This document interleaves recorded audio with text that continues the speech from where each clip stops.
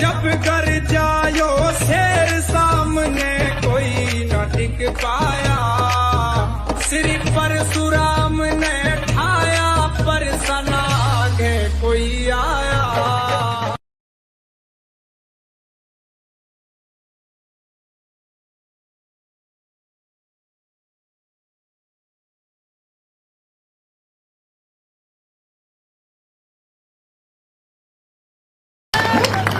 हमें डराओगे तुम हैं?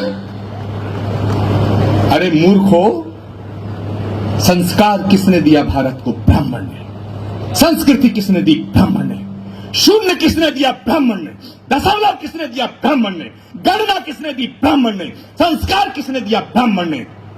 तुम ब्राह्मण का कर्ज 1, 2, 100 साल नहीं, कई युगों तक भी अगर उतारना चाहो तो उतार नहीं सकते।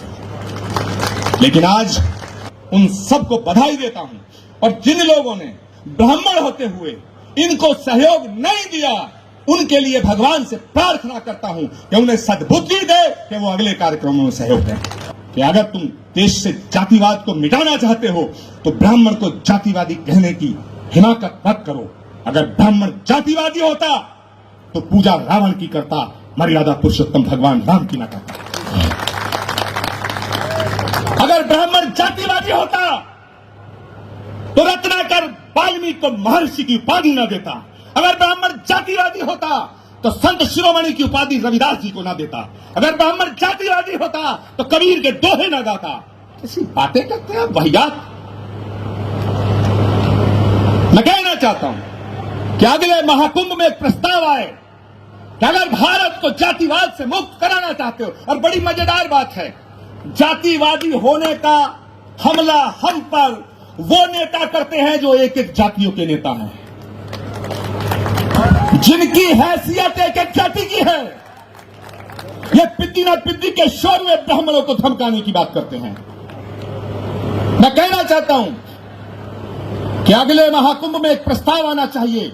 यदि भारतीय लोकतंत्र से, भारत की राजनीति से जातिवाद को मिटाना चाहते हो, और भारत के संविधान में बाबा साहब अम्बेडकर ने यह व्यवस्था दी है, यह हमारा प्रेम्बल है कि भारत के अंदर धर्म, जाति और लिंग के आधार पर कोई भेदभाव नहीं होगा। तो यदि यह व्यवस्था बाबा साहब अम्बेडकर ने दी है तो आप विद्वान जन सोचो, फिर यह जातियों के नाम पर आरक्षण भारत को विभाजित कर रहा है। जो मेरे इस कथन से सहमत है, जरा हाथ खड़े करके मुझे। तो अगले महाकुंभ में यह प्रस्ताव आएगा कि भारत को जातिगत आरक्षण से मुक्त किया जाए, और दुनिया के अंदर अगर कोई जाति है तो 2 जाति हैं, एक अमीर है, एक गरीब है। अगर आरक्षण हो तो उसका आधार आर्थिक हो। इन्हीं 7 चीफ मिनिस्टर, 6 चीफ मिनिस्टर, आज पूरब से पश्चिम, उत्तर से दक्षिण हम देखते हैं, हमें नजर कोई आता ही नहीं।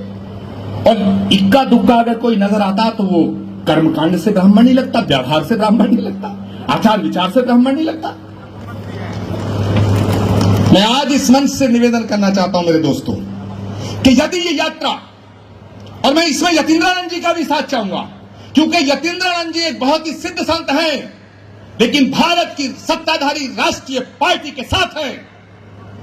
मैं कल की पीठाधीश्वर के रूप में सेवा में हूं, लेकिन मैं भारत की विपक्ष की पार्टी के साथ हूं, मगर ब्राह्मणों के हित में हमारे दोनों के बीच में कोई मतभेद नहीं है। आप फैसला करिए। मैंने तो कर लिया।